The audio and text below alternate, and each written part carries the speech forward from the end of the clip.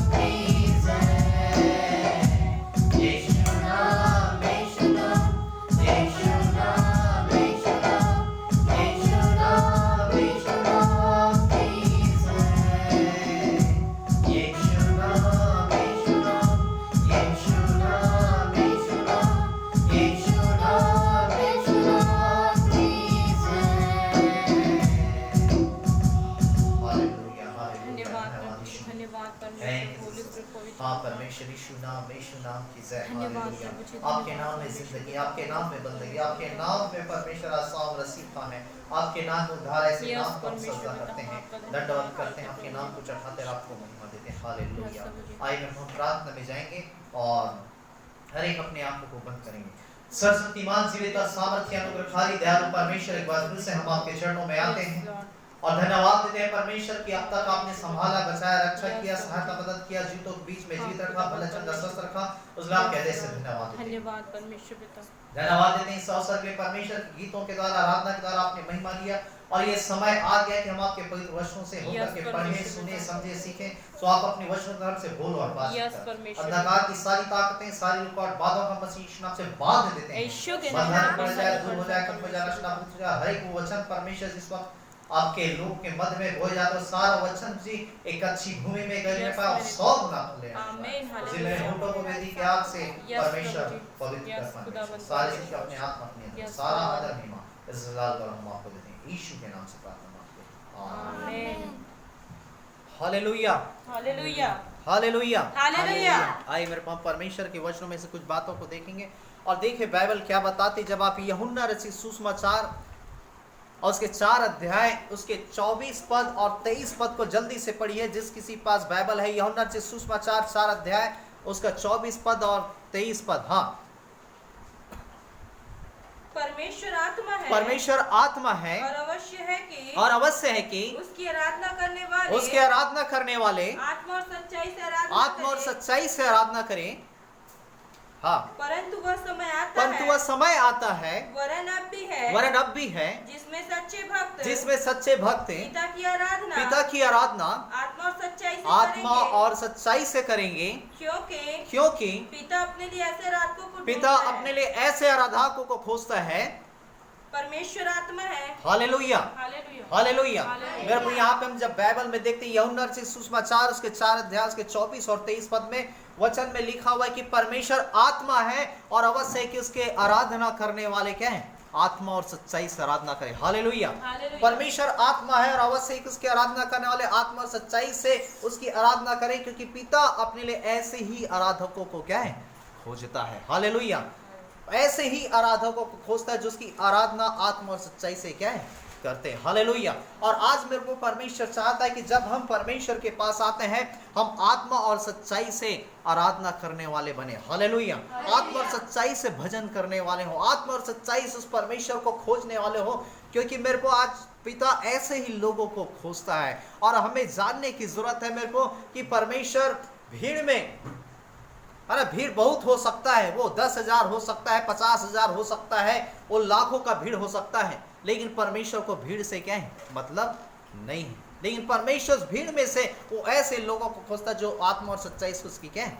आराधना करता है। इसलिए मेरे को हमें इस प्रत्येक को जानने की जरूरत है। हम जानते हैं कि परमेश्वर की नजरें सारे लोगों पे लगी रहती हैं और लेकिन फिर भी उस भीड़ में से वह आत्मा और सच्चाई को से भजन करने वालों को खोजता है। वचन में लिखा हुआ है, जब आप पहला शमूएल की पुस्तक उसके 16 अध्याय में जब आप पढ़ेंगे और वचन में लिखा हुआ है कि मेरे को वहां पे परमेश्वर जो है जब साउल राजा को जब राजा के लिए नियुक्त किया गया परमेश्वर की ओर से, और वचन में लिखा हुआ है कि ये साउल जो राजा जो है निरंतर परमेश्वर के विरोध में क्या है? वह काम करने लगा, निरंतर परमेश्वर की आज्ञाओं का उल्लंघन करने लगा।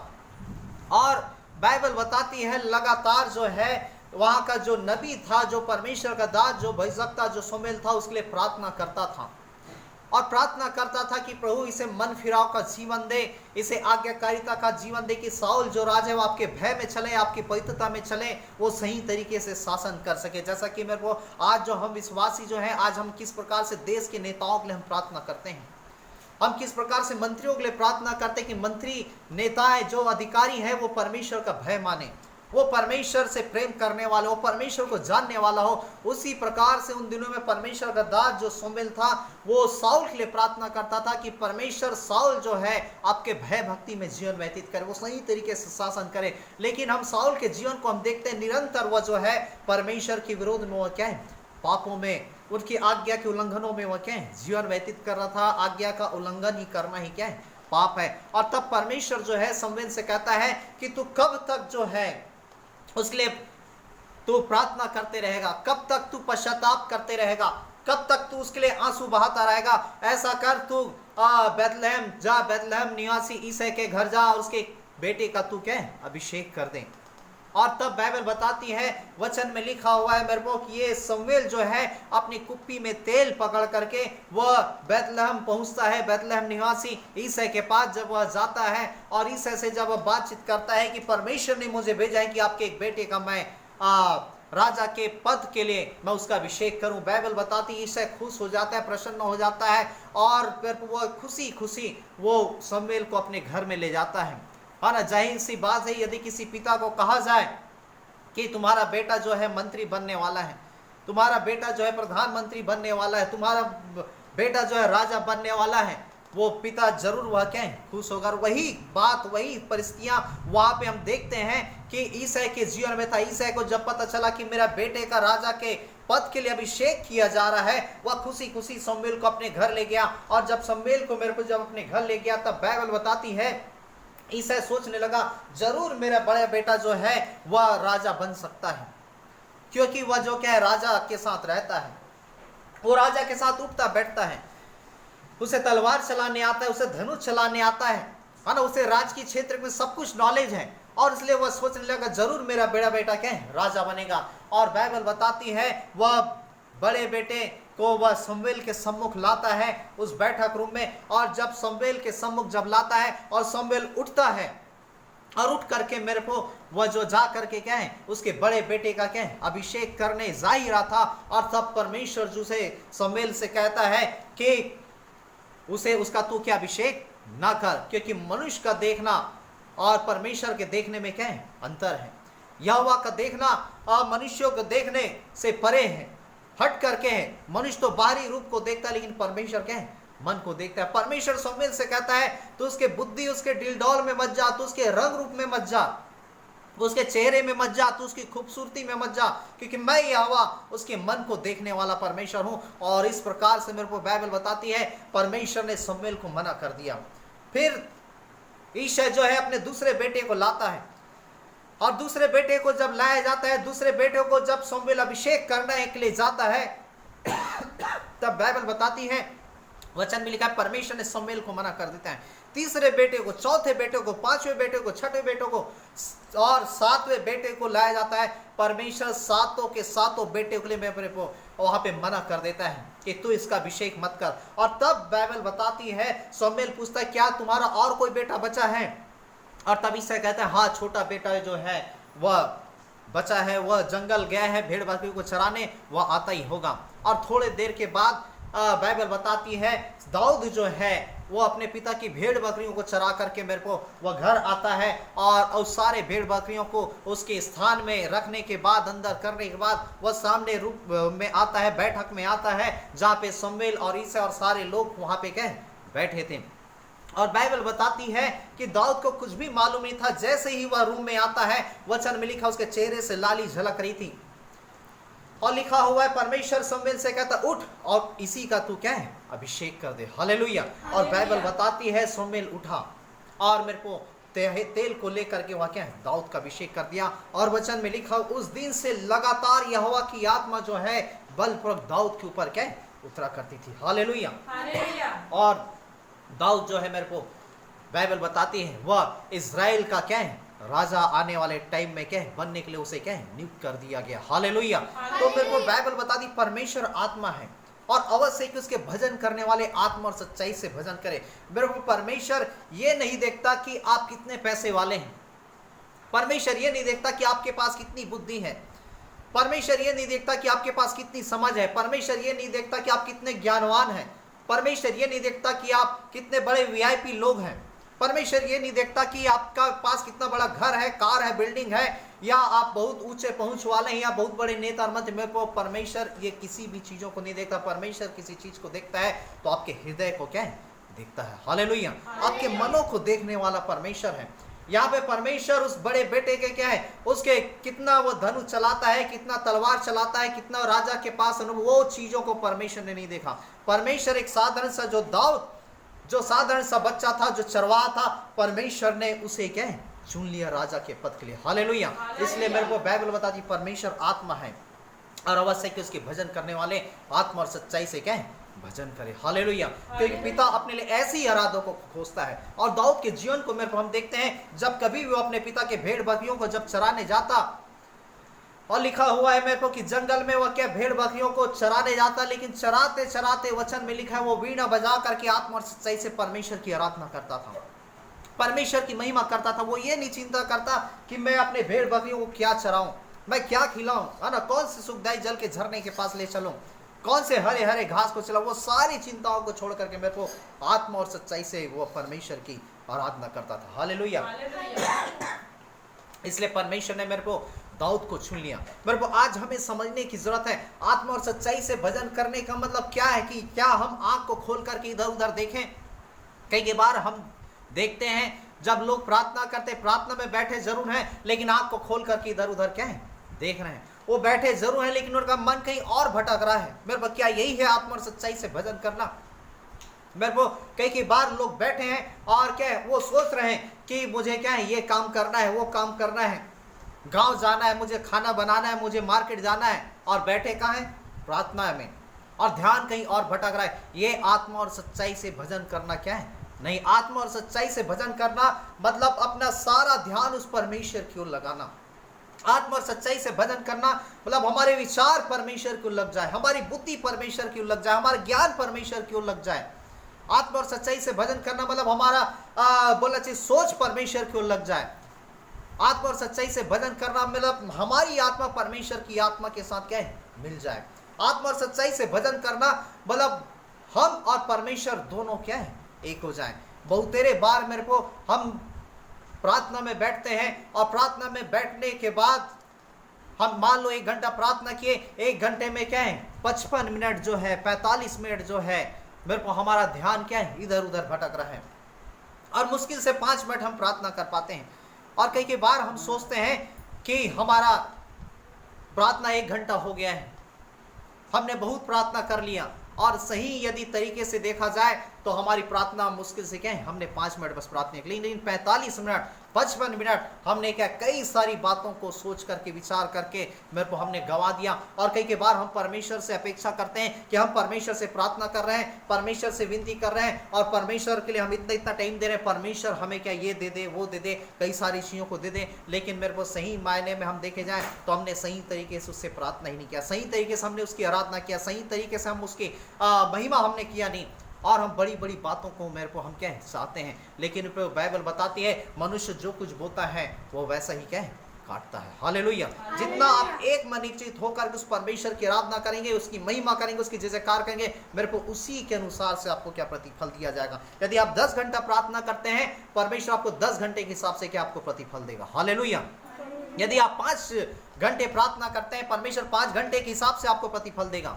यदि आप 1 घंटा प्रार्थना करते हैं, आप 1 घंटे के हिसाब से आप अपने प्रतिफल को पाएंगे। यदि आप 10 मिनट प्रार्थना करते हैं, मेरे को 10 मिनट के हिसाब से आप प्रतिफल पाएंगे। बाइबल बताती है कि मनुष्य जो कुछ बोता है वैसा ही काटेगा। आप थोड़े से खेत को बोने के बाद आप बहुत सारे फसलों को काट ले, मेरे को इस प्रकार से ऐसा आप अपेक्षा करें तो वो क्या असंभव है। हम जैसा बोते हैं वैसा ही काटते हैं। और बाइबल बताती कई बार हम परमेश्वर के पास मांगते हैं, बहुत सारी चीज़ों को परमेश्वर के सम्मुख लाते हैं, प्रभु हमको ये दे दे वो दे दे, है ना, गाड़ी दे दे, बंगला दे दे, नौकरी दे दे, हमारा ट्रांसफर हो जाए, हमारा पदोन्नति हो जाए। हमारी मांगे तो क्या है आसमान को छूती हैं, हमारी मांगे कई सारी बड़ी बड़ी रहती हैं, लेकिन मेरे जितने क्या हम बड़े बड़े चीज़ों को मांगते हैं, क्या उतना बड़ा हम परमेश्वर के लिए हम कुछ करते हैं? क्या उतना हम परमेश्वर की आराधना करते हैं? क्या उतना हम परमेश्वर की जय जयकार करते हैं? आज मेरे को हमें अपने जीवन को जांचने की जरूरत है। हमारी ख्वाहिशें बहुत बड़ी बड़ी रहती हैं, हमारी मांगे बहुत बड़ी बड़ी रहती हैं, लेकिन क्या उतना हम परमेश्वर के लिए हम अपने जीवन को समर्पित करते हैं कि उससे प्रार्थना करें, उसकी आराधना करें, उसकी जय जयकार प्रशंसा करें, और उस परमेश्वर की ओर हम ताकते रहते हैं। तो जब हम परमेश्वर की ओर ताकते रहते हैं, वो परमेश्वर हमारी ओर ताकते रहता है कि हम भी उस लिए कुछ करें। हम नीचे वाले ऊपर वाले की ओर देखते हैं कि ऊपर वाला हमारे लिए ये कर दे वो कर दे, लेकिन ऊपर वाला भी हमारे नीचे वाले की ओर देखता कि नीचे वाला कुछ करे तो मैं ऊपर वाला कुछ क्या है करूं। और आज हमें मेरे को उस परमेश्वर की महिमा करने की जरूरत है, उसकी आराधना करने की जरूरत। हालेलुया। उसकी जय जयकार करने की जरूरत है, उसकी प्रशंसा करने की जरूरत है। और मेरे को परमेश्वर आत्मा है और अवश्य ही उसकी आराधना करने वाले आत्मा और सच्चाई से उसकी आराधना करे। हालेलुया। आत्मा और सच्चाई से मेरे को आराधना करना मतलब बाइबल बताती तू अपने प्रभु परमेश्वर से सारे मन, सारे प्राण, सारी बुद्धि और सारी शक्ति के साथ कहें प्रेम। सारे मन, सारे प्राण, सारी बुद्धि, सारी शक्ति, अर्थात हमारा सारा मन परमेश्वर को लग जाए। बुद्धि शक्ति के साथ हमें कहें प्रेम करने की जरूरत है। और जो मेरे को परमेश्वर से प्रेम रखता है उसके लिए संसार की और कोई भी दूसरी बातें वह क्या है मायने नहीं रखती। संसार की कोई बातें वह क्या है महत्व नहीं रखती। और बाइबल बताती, वचन में लिखा हुआ है क्यों हमें एक अच्छा आराधना करना है, क्योंकि मेरे को बाइबल बताती, वचन में लिखा हुआ है कि आराधना जब मेरे को हम करते हैं हम क्या है परमेश्वर के और भी करीब आ जाते हैं। आराधना जब हम करते हैं मेरे को हम उसके निकटता में आ जाते हैं, उसकी उपस्थिति में आ जाते हैं। स्तुति हम क्या परमेश्वर के नाम के लिए करते हैं और परमेश्वर के लिए की जाती है, उसकी तारीफ, उसकी बड़ाई की जाती है। लेकिन आराधना मेरे को हम परमेश्वर को क्या है देते हैं। आराधना में हम परमेश्वर को क्या है बलिदान करते हैं। आराधना में हम उसकी क्या है महिमा करते हैं। और इसलिए मेरे को हमें जानने की जरूरत है, एक प्रार्थना जब हम परमेश्वर के सम्मुख लाते, प्रार्थना में हम क्या है मांगते चले जाते हैं, मांगते चले जाते हैं, मांगते चले जाते हैं। लेकिन स्तुति में हम क्या है उस परमेश्वर की क्या है स्तुति करते जाते हैं। और एक परमेश्वर का एक सच्चा सेवक वह चाहता है कि वह परमेश्वर से क्या है कई सारे प्रकाशनों को क्या है लोगों तक पहुंचाए, और इस खोज में रहता है कि वह क्या परमेश्वर के संदेश को क्या है लाए। और इसलिए एक सच्चा सेवक वो परमेश्वर के संदेश को लाता है। लेकिन एक प्रार्थना योद्धा जो है वो चाहता है कि मैं जो प्रार्थना कर रहा हूँ उसके प्रार्थना का रिजल्ट क्या है बहुत जल्द मुझे मिले। बहुत जल्दी वो अपने प्रार्थना के रिजल्ट को देखना चाहता है। लेकिन मेरे को एक आराधना करने वाला व्यक्ति जो है बाइबल बताती है वो स्वर्ग के परमेश्वर को क्या है पृथ्वी में उतार ले आता है। हालेलुया। वो स्वर्ग के परमेश्वर को पृथ्वी में उतार ले आता है। और इसलिए हमें जानने की जरूरत है मेरे को। और यदि जिस दिन यदि परमेश्वर पृथ्वी पर उतर आ जाए वहां की परिस्थितियां वैसी क्या है नहीं रहेगी, क्योंकि मैंने बताया प्रार्थना में हम मांगते हैं, स्तुति जो है हम परमेश्वर के सम्मुख लाते हैं। एक सच्चा सेवक जो परमेश्वर के संदेशों को लेकर के आता है, एक अच्छा प्रार्थना योद्धा वो प्रार्थना के रिजल्ट को खोजता है। लेकिन एक अच्छा आराधक जो है वो परमेश्वर को पृथ्वी पर क्या है उतार ले आता है। और आराधना एक ऐसा माध्यम है जहाँ पे वो पवित्र परमेश्वर जो राजाओं का राजा जो प्रभु का प्रभु मेरे को स्वर्ग को छोड़ करके इस पृथ्वी पर क्या है उतार आता है। हालेलुया। और जिस दिन जिस जगह जिस स्थान में यदि वो परमेश्वर उतर जाए मेरे को वहां की परिस्थितियां वह सेम नहीं रहेगी। वहां की परिस्थितियां बदल जाएगी, वहां के सारे कंडीशन बदल जाएंगे। चाहे वो बीमारी हो, चाहे तकलीफ हो, चाहे आर्थिक समस्या हो, चाहे नाना प्रकार के तकलीफ परेशानी या कई प्रकार के तंगियां क्यों ना हो, मेरे को वहां की स्थिति क्या है बदल जाएगी। बाइबल बताती है जहां जहां यीशु मसीह था वहां वहां मेरे को चंगाई के काम हुए, अंधे देखने लगे, लंगड़े चलने लगे, बीमार चंगे होने लगे, गूंगो बोलने लगे, मुर्दे जिलाने लगे, कमी घटिया दूर होने लगी।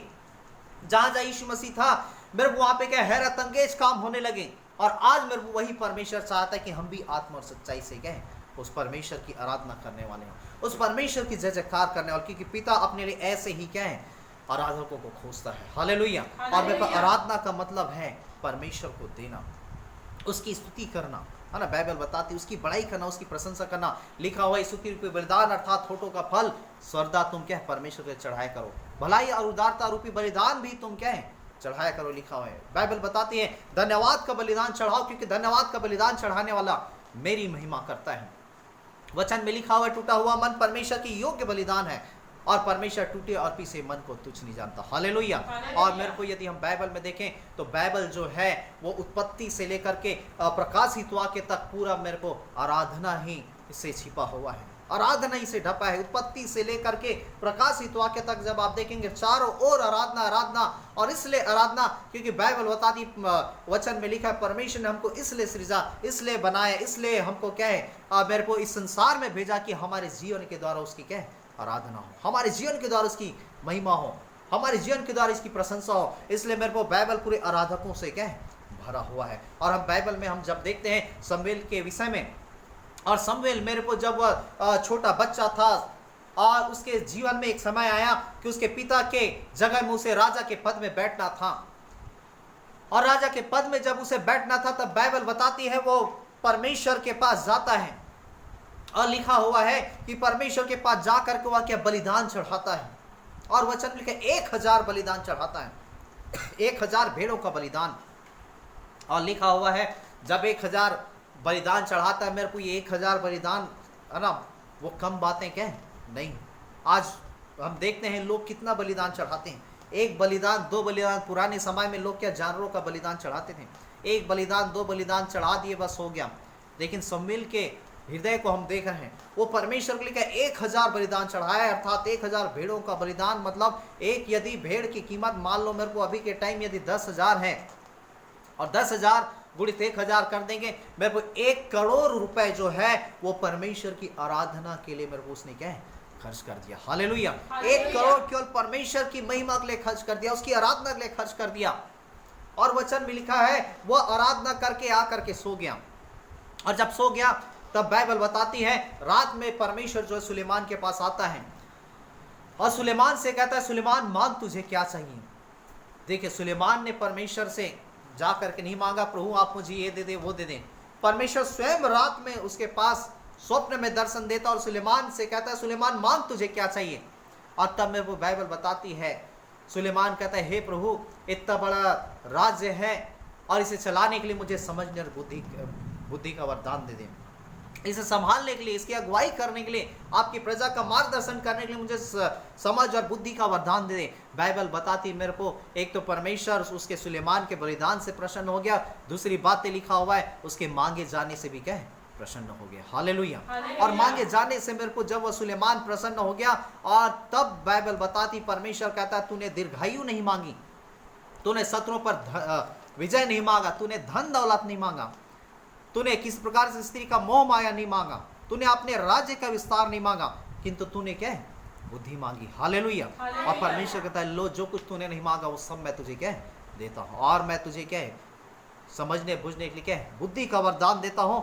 और परमेश्वर कहता है तेरे समान न तो बुद्धिमान न तो इस पृथ्वी पर पैदा न तो क्या है बाद में होगा, तेरे समान धनवान इस पृथ्वी पर न तो पैदा हुआ न तो क्या है बाद में होगा। और मेरे को इतनी बुद्धि इतनी बुद्धि इतनी बुद्धि बाइबल बताती है कि जब तक सुलेमान शासन किया उसके शत्रुओं की इतनी हिम्मत नहीं हुई कि कोई तलवार की नोक उसके विरोध में क्या है उठा सके। इतनी बुद्धि सुलेमान के पास मेरे को बाइबल बताती है कि जब लोग अपने न्याय के लिए उसके पास आते पल भर में ही उसके न्याय को क्या है वो तुरंत क्या है चुका देता था। पल भर में इतनी बुद्धि इतनी समझ, इतना धनी हुआ था। और मेरे को बाइबल बताती मेरे को कि इतना धनी कि उसके विषय में जगह जगह उसकी प्रशंसा, जगह जगह उसके क्या है और वैभव उसके ऐश्वर्य के विषय में मेरे को उसके चर्चा का विषय रहता कि जो जहाँ भी वो लोग सुनते सुलेमान सुलेमान सुलेमान, जहाँ भी जाते लोग सुलेमान सुलेमान के क्या है नामों की चर्चा करते, उसकी बुद्धि उसके धन के विषय में। और मेरे को बाइबल बताती है एक दिन सीबा की रानी जो है वह सोचने लगी कि मैं जहाँ जहाँ भी जाती हूँ ये सुलेमान का नाम चलता है, और जहाँ जहाँ मैं गुजरती हूँ वहाँ सुलेमान का ही नाम ये कितना प्रसिद्ध है, इसका नाम कितना बोलना चाहिए फैल चुका है। आखिर क्यों फैला है, क्यों उसकी बुद्धि उसके धन के विषय में चर्चा हो रही। और मेरे को बाइबल बताती है वह एक दिन सोचने लगती है कि क्यों ना मैं उस सुलेमान से जा करके क्या है मिलूं। और ये स्त्री जो सीबा की रानी थी वह एक दिन सुलेमान के क्या है उसके राजभवन में मिलने पहुंचती है। और जब वहां पहुंचती है तब मेरे को बाइबल बताती है वहां बैठी ही थी कि उसके दास दासी उसके नौकर चाकर के क्या उठने बैठने काम काज करने के तरीके, उसके सामान लाने ले जाने के तरीकों को देख करके वह क्या है आश्चर्य हो गई, वो बहुत चक्की हो गई। और वो सोचने लगी कि ये नौकर चाकर जब इतने बुद्धि और समझ से काम कर रहे हैं तो सुलेमान के पास कितनी बुद्धि होगी। और धन्य है वह परमेश्वर जिसने सुलेमान को इस प्रकार से इतनी बुद्धि और उसे क्या है समझ दिया, इतना उसे आगे बढ़ाया, इतनी उसकी बुद्धि उसकी समझ उसकी प्रसिद्धि को क्या है फैलाया। तो कितना महान होगा वो परमेश्वर जिसने सुलेमान को इस प्रकार से बुद्धि और समझ से उसे क्या परिपूर्ण किया। आज मेरे को हमें इस प्रत्येक को जानने की जरूरत है। एक सुलेमान एक साधारण सा बालक था, एक साधारण सा बच्चा था, है ना। बाइबल बताती है परमेश्वर कहता है सुलेमान तो तुम में से क्या है एक के समान था, लेकिन मैंने उसे बढ़ाया है, मैंने उसे ऊंचा किया है, मैंने उसे क्या है राजा बनाया। मेरे को जब सुलेमान एक साधारण एक बच्चा था परमेश्वर उसे उतना ऊंचाई में ले गया, उसने महानता विभव और ऐश्वर्य और प्रताप से उसे भर दिया। तो मेरे पर जिसने उसको बुद्धि दिया अर्थात हमारा परमेश्वर, वो मेरे पर कितना महान होगा, कितना वो ऐश्वर्य होगा, कितना महिमा में होगा, कितना वो पवित्र होगा, कितनी उसकी बुद्धि अगम होगी, कितनी उसकी शक्ति अगम होगी, कितना उसके पास सामर्थ्य और बल होगा। और आज मेरे को हमें जानने की जरूरत है, हमें उसकी आराधना करने की जरूरत है। हालेलुया। हमें उसकी प्रशंसा करने की जरूरत है, हमें उसकी मेरे को जय जयकार करने की जरूरत है, हमें उसकी स्तुति करने की क्या है जरूरत है। और परमेश्वर ऐसे ही आराधकों को खोजता है। हालेलुया।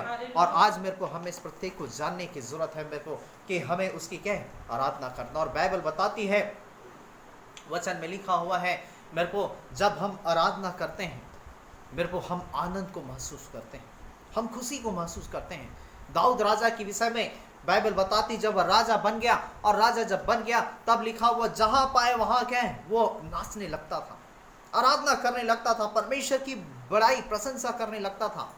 जिस जिस जगह जाता वचन में राजभवन में नाचता, सड़कों में नाचता, है ना। बाइबल बताती दूसरा शमूएल उसके 6 अध्याय में उसके 14 पद में जब आप पढ़ेंगे, वो सड़कों में नाच रहा है, अपने प्रजा के लोगों के बीच में नाच रहा है। वो जहां भी पाता वो परमेश्वर की आराधना नाचता और कुत्ते करता।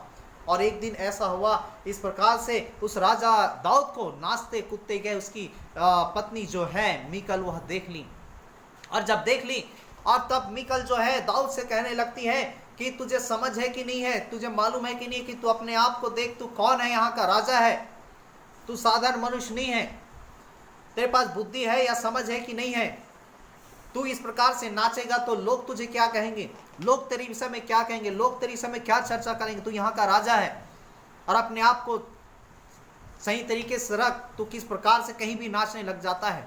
और तब मेरे को दाऊद जो कहता है कि मुझे ये राजा किसने बनाया, मेरे परमेश्वर ने मुझे राजा बनाया। मुझे राजभवन किसने दिया, मेरे परमेश्वर ने मुझे राजभवन दिया। मेरे स्वामी की गद्दी मुझे किसने दिया, मेरे परमेश्वर ने मुझे दिया। ये धन दौलत शौहरत किसने दिया, मेरे परमेश्वर ने दिया।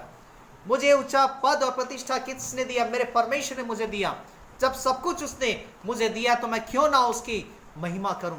और इसलिए मैं अपने आप को नीचा कर देना चाहता हूं अपने जीवन में, और उस परमेश्वर को मैं ऊंचा उठाना चाहता हूं, उसकी महानता का बखान करना चाहता हूं। इसलिए मैं आत्मा और सच्चाई से मैं उसकी क्या भजन करता हूं। हालेलुया। मेरे को उतना बड़ा राजा मेरे को दाऊद जो है वो संकोच नहीं करता था, वो शर्माता नहीं था परमेश्वर की आराधना के लिए, उसकी महिमा के लिए। बाइबल बताते उसके कपड़े के भी होश नहीं रहते थे। आज मेरे को हमें भी जानने की, हम क्या है, हम बहुत तेरे बात में मेरे को हम क्या सोचते हैं, संकोच करते हैं हम कैसे नाचेंगे, कैसे कूदेंगे, कैसे हम आराधना करेंगे, लोग हमको क्या कहेंगे, है ना। कई बार मेरे को हम अपने घरों में ही क्या प्रार्थना करते हैं, लेकिन जब कहीं चले जाए तो उस दिन हम क्या, कहीं गांव चले जाए उस दिन हम वहाँ प्रार्थना नहीं करते। हम अपने घर में आराधना करते हैं, हम कहीं दूसरे जगह चले जाए तो हम क्या है वहाँ आराधना नहीं करते।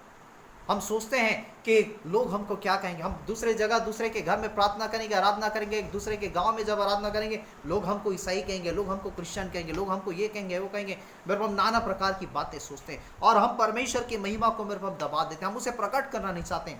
लेकिन बाइबल बताती है पुराने समय में भी जितने भी लोग थे, मेरे को अब्राहम के जीवन को यदि देखें, वह जहाँ जहाँ जाता था वह वेदी बनाता और परमेश्वर से प्रार्थना करता, उसकी क्या है आराधना करता। जिस जिस जगह जाता वह जाता और परमेश्वर के लिए वेदी बनाता और आराधना करता था।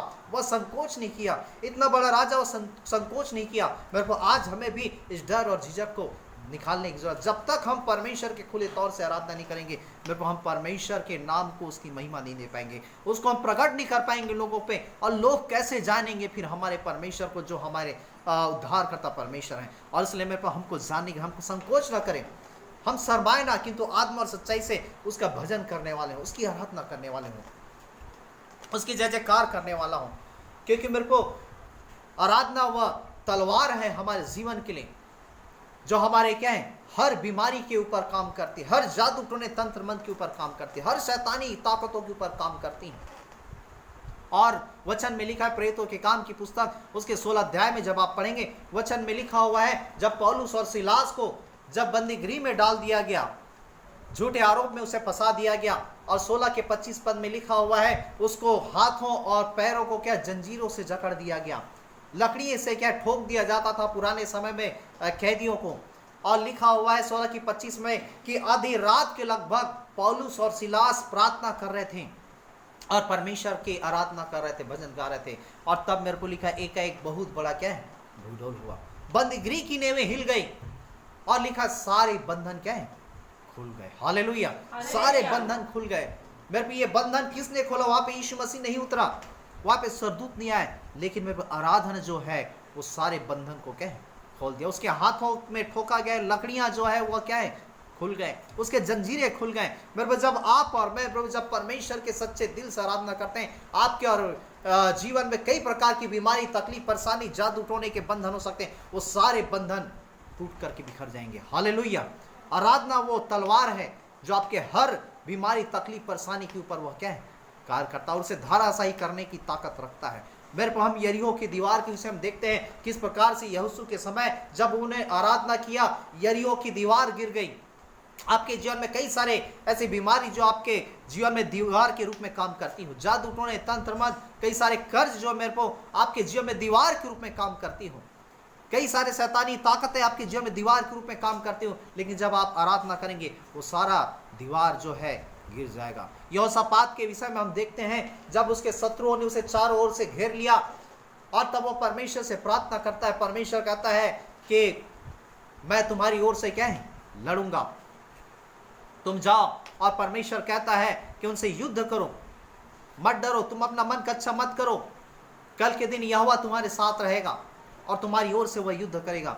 और यहोशापात गया, परमेश्वर बातचीत करता है जितने भी आराधना करने वाले हैं, जितने भी गवाही हैं, उनको आगे कर दो।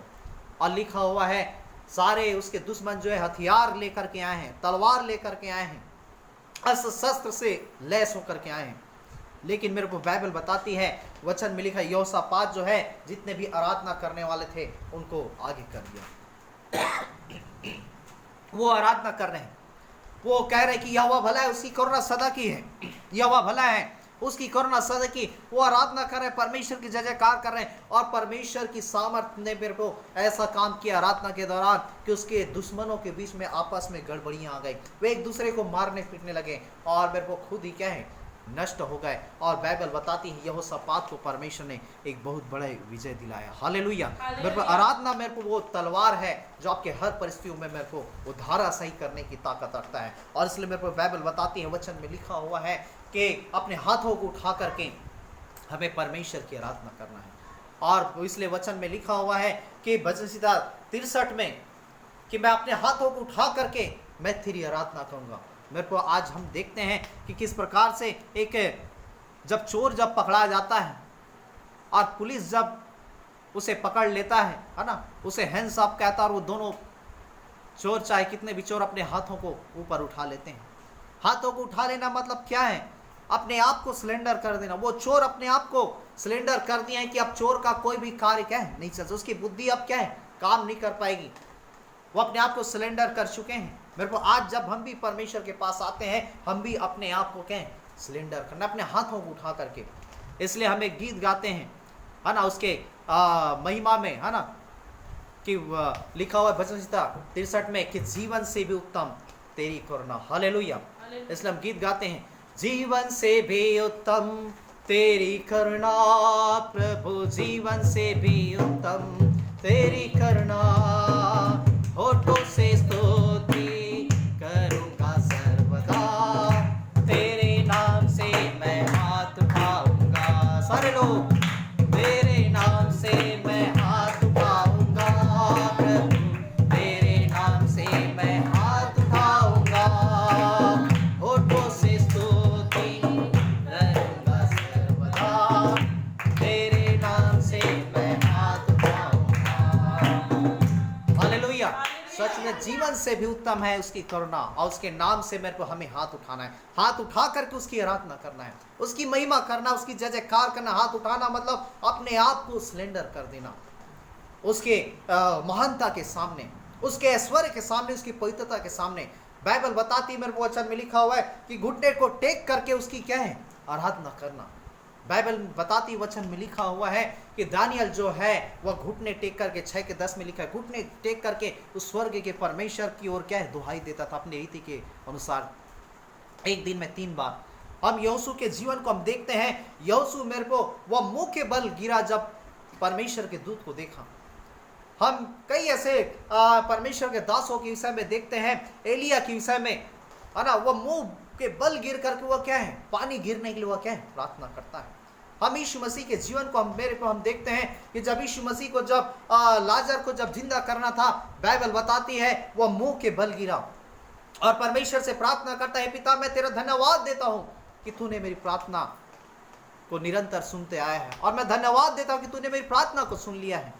और उसने कहा कि हे लाजर मैं तुझसे कहता हूं बाहर निकला, और वो 4 दिन का मरा मुर्दा लाजर वो क्या है बाहर निकला है। हालेलुया। मेरे को हम बाइबल में देखते हैं, बाइबल बताती लूका सुसमाचार में उसके 22 के 41 पद में, यीशु मसीह गतसमनी के बगीचे में गया।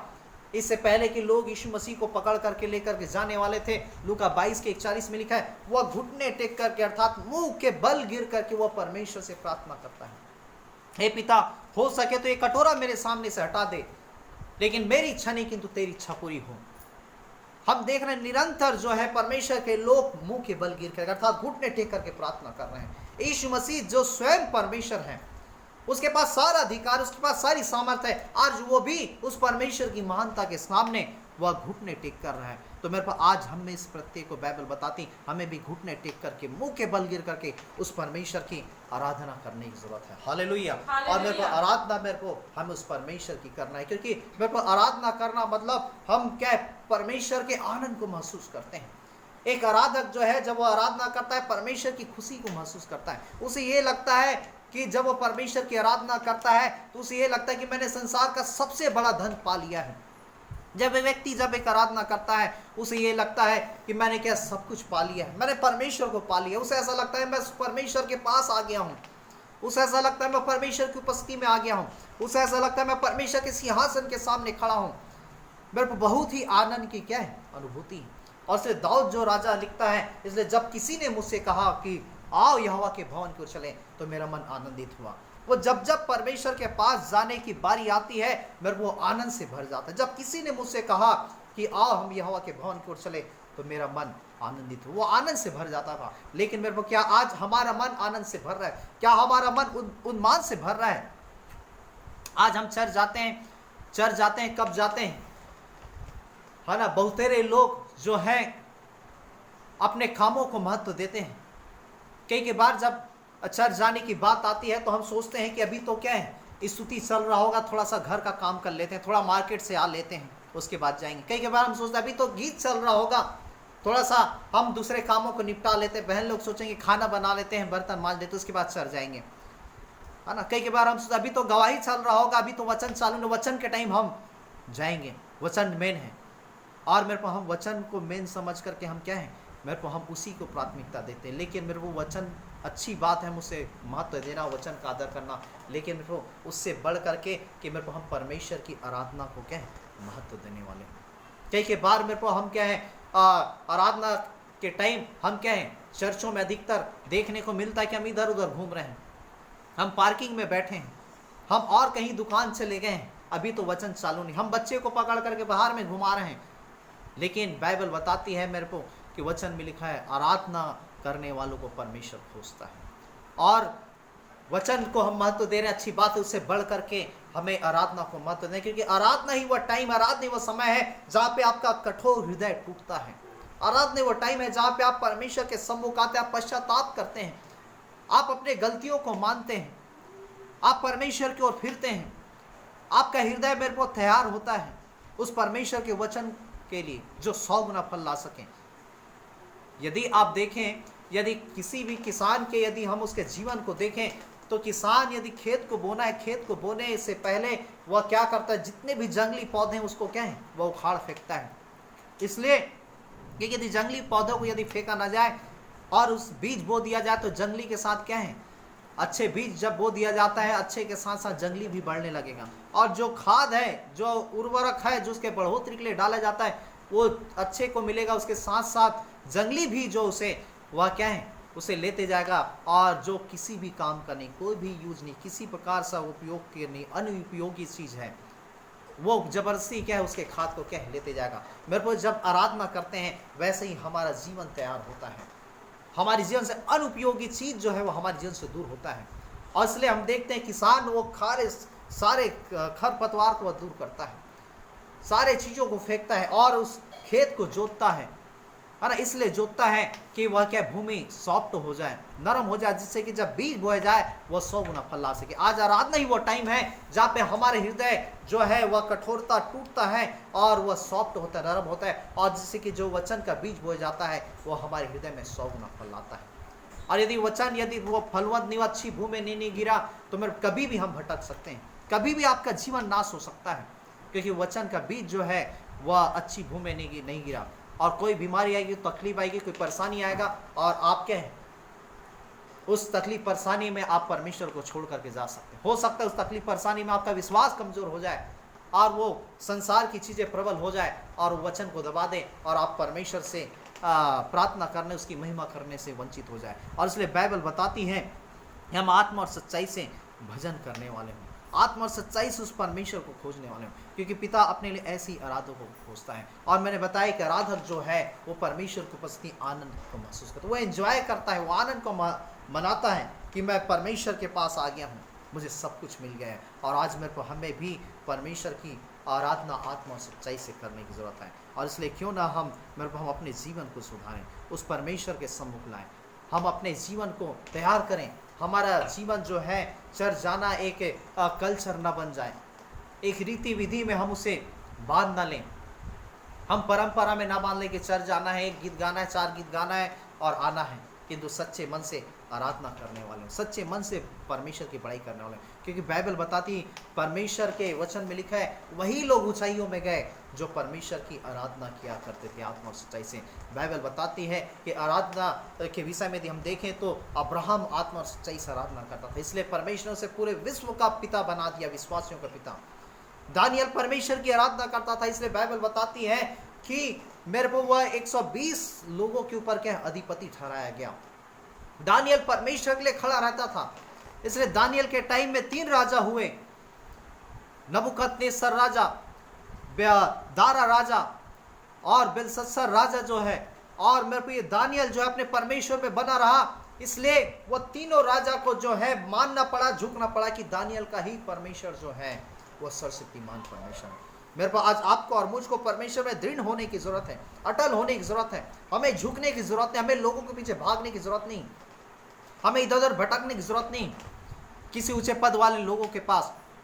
मेरे को हमें परमेश्वर के पास भागने की जरूरत है, उसकी आराधना करने की जरूरत है, उसकी महानता का बखान करने की जरूरत है। वो सारे लोग आपके पीछे भागेंगे, सारा धन दौलत आपके पीछे भागी, वो सारी प्रधानताएं आपके परमेश्वर के सामने झुक जाएगी, जैसे एक अकेला दानियल ने उतने बड़े बड़े सामर्थी राजाओं को झुका दिया। आप भी मेरे पे उस परमेश्वर में बने वो सारे लोग जो है वो झुक जाएंगे और आप झुकाने वाले होंगे। बाइबल बताती यूसुफ जो है वह एक अच्छा आराधक था, परमेश्वर ने उसे मिस्र देश का प्रधानमंत्री बना दिया। दाऊद जो है एक अच्छा आराधक था, एक साधारण सा चरवाहा था, उसे कुछ ABCD मालूम नहीं राज्य की के विषय में, लेकिन एक साधारण से चरवाहे को जो एक अच्छा आराधना करने के कारण परमेश्वर ने उसे क्या है इजराइल देश का राजा बना दिया।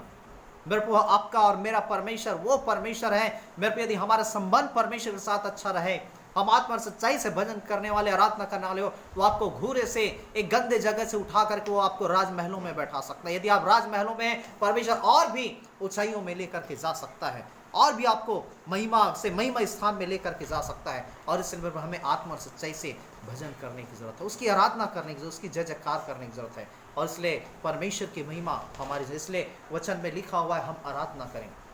हम जब प्रार्थना में आते हैं, ऐसा नहीं कि हम मांगना चालू कर दें, ये दे वो दे, कई प्रकार की, किंतु उसमें आराधना करें, उसके बाद हम प्रार्थना करें। कई बार हम प्रार्थना करते हैं और हम प्रार्थना के दौरान हम मांगना ही चालू कर देते, प्रभु ये दे दे वो दे दे, बहुत सारी चीज़ें जो है, और हम प्रार्थना बैठे जरूर हैं, लेकिन हमारा ध्यान है ना, हमने इस विषय के लिए प्रार्थना किया, उस विषय के लिए प्रार्थना किया, इसके लिए प्रार्थना किया, हमारा ध्यान भटकते रहता, फिर किसी विषय को भूल गए, फिर बाद में आता हाँ हमने उस विषय को छोड़ दिया है, फिर आप प्रार्थना में बैठेंगे तो उस विषय के लिए प्रार्थना, और हमारा पूरा ध्यान मेरे को हम भटकते रहता, लेकिन कभी हम एक मन एक चित्त होकर के हम अच्छे से आराधना नहीं कर पाते। किंतु बाइबल बताती पिता अपने लिए ऐसे आराधकों को खोजता है जिसकी आराधना आत्मा और सच्चाई से होकर के करते हैं।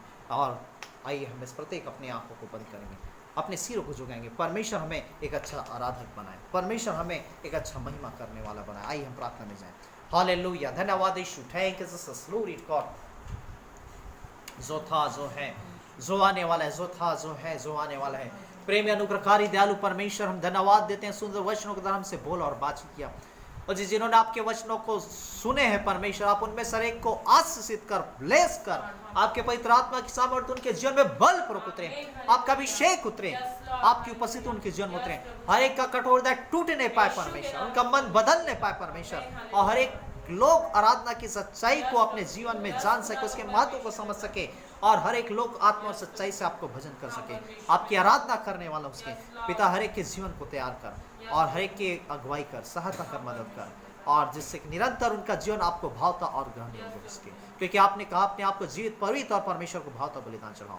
यही तुम्हारी आत्मिक सेवा है। हर एक लोग अपने जीवन को आपको सौंप सके और आपको महिमा दे सके। सारा आदर महिमा इस जलाल पर हम आपको देते हैं, यीशु के नाम से, आमीन।